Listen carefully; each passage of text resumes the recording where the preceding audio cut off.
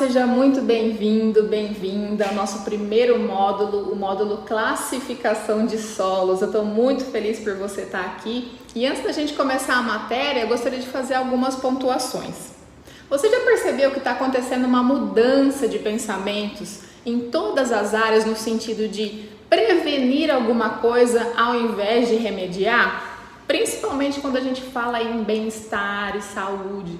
Pois é, isso está acontecendo muito na medicina, por exemplo, não se está mais focando tanto na questão de tratar as doenças com remédios e sim prevenir, com a nutrição, ter uma boa nutrição, um bom estilo de vida para que essas doenças não aconteçam. Então, com o manejo de solo, com a agricultura em geral, também está acontecendo esse movimento no sentido de estamos partindo agora para entender todo o processo do manejo do solo para que a gente possa sempre fazer uma prevenção dos problemas que acontecem a campo.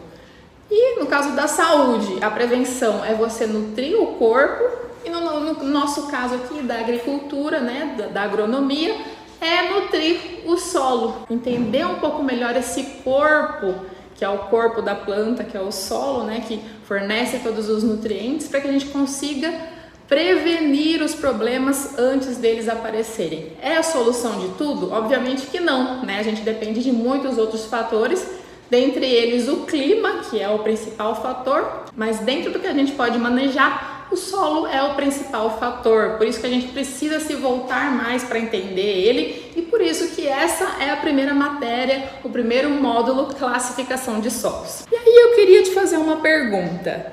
Você que fez faculdade de agronomia, o curso técnico, que teve a oportunidade de ter essa matéria lá na sala de aula, você já utilizou no seu dia a dia essa matéria para alguma coisa?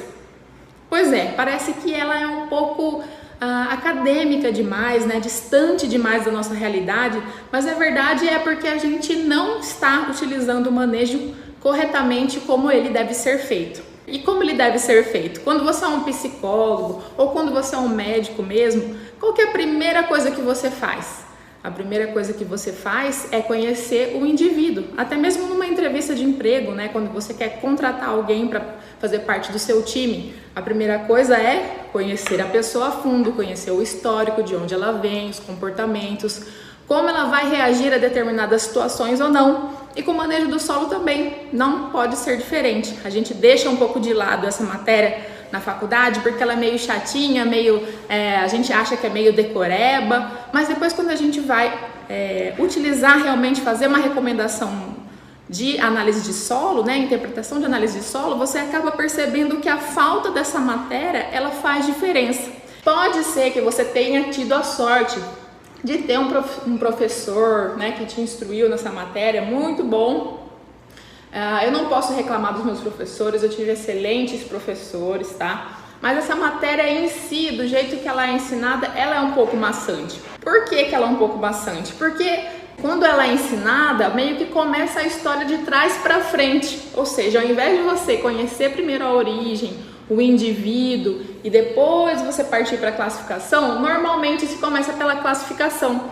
E a gente tem a tendência de colocar os nossos conhecimentos dentro de caixinhas. Ou seja, a gente coloca aquele conhecimento daquela caixinha e acha que aquilo é fixo, que não muda. A gente não consegue enxergar aquele conhecimento dentro de uma visão geral. Então, eu vou tentar passar para vocês aqui primeiro uma visão geral sobre esse assunto e depois a gente vai entrando partes por partes, do que a gente realmente precisa saber para uso no dia a dia, Eu não vou ficar entrando muito em pequenos detalhes de nomeação de minerais, por exemplo, cada composição de cada mineral. Eu acho que isso realmente no dia a dia acaba não utilizando, mas se você gostar realmente dessa matéria, eu vou deixar links para você dar mais uma aprofundada, na parte de geologia propriamente dita.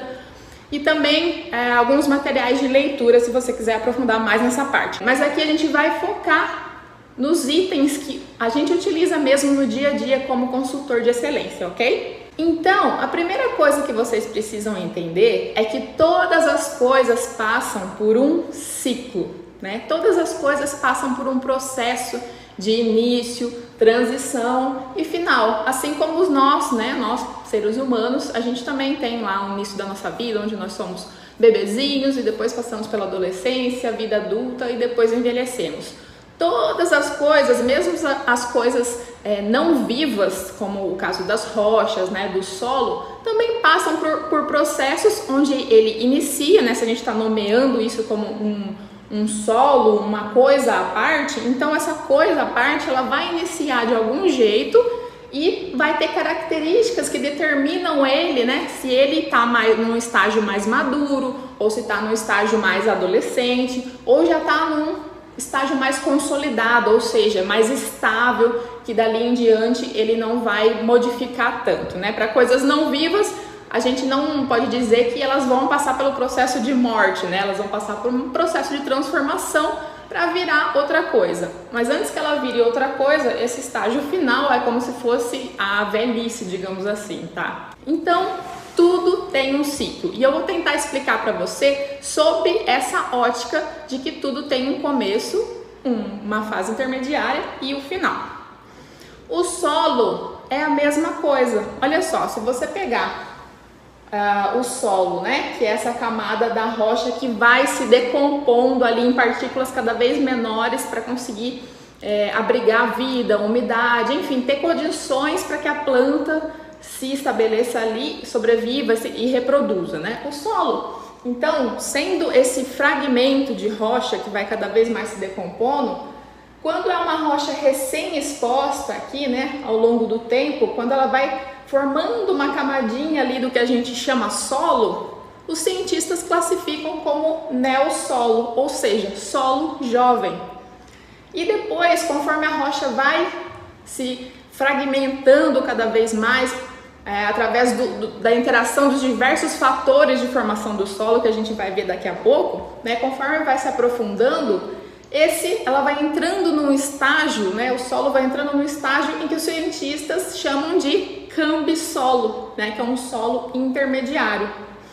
Ali ele já tem um horizonte B, né, ele já tem uma camada mais espessa, aqui a primeira camada, depois a gente vai ver sobre os perfis, né, como a gente classifica os perfis.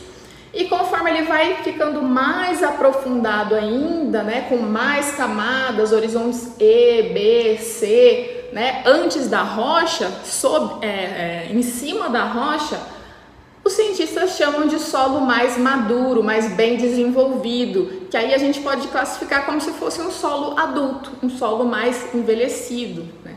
E aí entra para outra classificação, como argissolo, latossolo, que são solos que passaram por mais intemperização, né, que aí foram degradando mais a rocha até lá no fundo e formando uma camada grande, e aí eles são considerados solos maduros. Então eu gostaria que você esquecesse essa classificação que acha que aquilo é aquilo para sempre, nasceu daquele jeito e vai ser daquele jeito para sempre. Na verdade, é que a gente é só muito novo para perceber isso, né? A gente não consegue ver essa transformação de um solo para outro, porque demora 400 anos para formar 1 centímetro de solo.